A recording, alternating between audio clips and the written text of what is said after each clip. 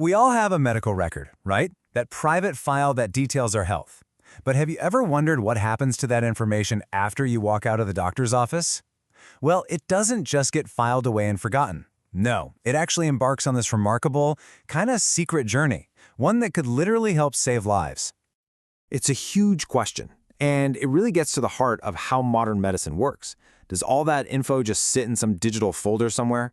The answer is way more interesting and, honestly, a lot more important than you probably think. You see, your data gets a second life. Imagine it being combined with information from thousands, even millions, of other patients, all anonymized, of course, so it's not tied to you personally. Suddenly, it transforms into this incredibly powerful tool that researchers, doctors, and public health officials can use to fight diseases and improve care for every single one of us. Now, to really wrap our heads around how this works, we need to get one key distinction down first. It's all about the difference between primary data and the real star of our show today, secondary data. Okay, think of it like this. Primary data, that's your personal story. It's the file your doctor keeps, the one with your name on it, your specific treatments, your lab results. It is all about you. But secondary data is what happens when we take the key details from thousands of those individual stories, strip away all the personal identifiers, and start looking for patterns. It's no longer about one person's health, it's about the health of all of us. And here's the official definition, straight from our source material. The health record itself, the one in your doctor's office, that's the primary data source. But anything that's derived from it, like a big research database, is a secondary source. The crucial thing to remember is that shift from individual, identifiable information to broad, anonymous data that we can analyze. So how does this actually work in the real world? I mean, this is where it gets really cool. This is where secondary data becomes a kind of superpower for public health, helping us tackle some of the biggest medical challenges out there. Take cancer, for example. To really understand it, we have to see the big picture. Where is it happening? Which treatments are actually working the best? Are some groups of people more at risk? You just can't answer these huge questions by looking at one patient's file at a time. You need a system. And that system is called a registry. A registry is basically a specialized database, and it's built entirely from secondary data. It's designed specifically to track one disease, like cancer, or a certain condition.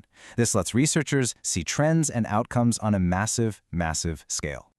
And what's really amazing is just how many different kinds of registries exist. It's not just for cancer. You've got trauma registries tracking serious injuries, birth defect registries helping us find patterns in newborns, and transplant registries, which are absolutely vital for matching organ donors with people who need them.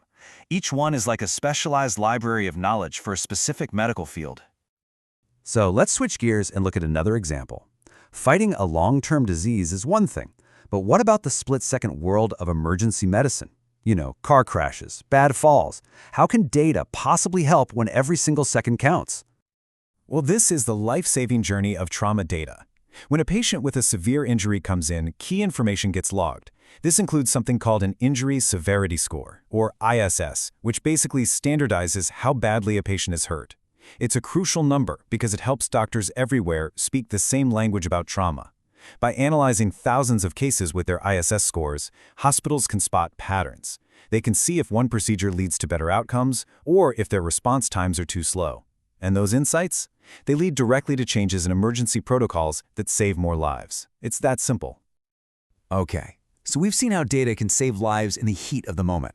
But it also has this crucial long-term role. It acts like a watchdog or a detective to make sure the entire healthcare system is safe and accountable. This quote really gets straight to the point. Years ago, Congress mandated the creation of a special database. Its job wasn't to track a disease, but to track malpractice payments and other serious actions against healthcare professionals. It's a really powerful tool for transparency. It's called the National Practitioner Data Bank, or NPDB. You can think of it as a confidential information clearinghouse. Its main goal is to improve the quality of healthcare by making sure that a practitioner's complete professional history is available to hospitals and state licensing boards. So how does it actually protect patients like you and me? Well, first, it tracks things like malpractice payouts. And here's the really crucial part. It prevents a practitioner with a history of problems from just moving to a new state to get a fresh start and hide their past. The law actually requires hospitals to check the NPDB before they let a doctor practice there. It's a vital layer of safety, and it's all built on data.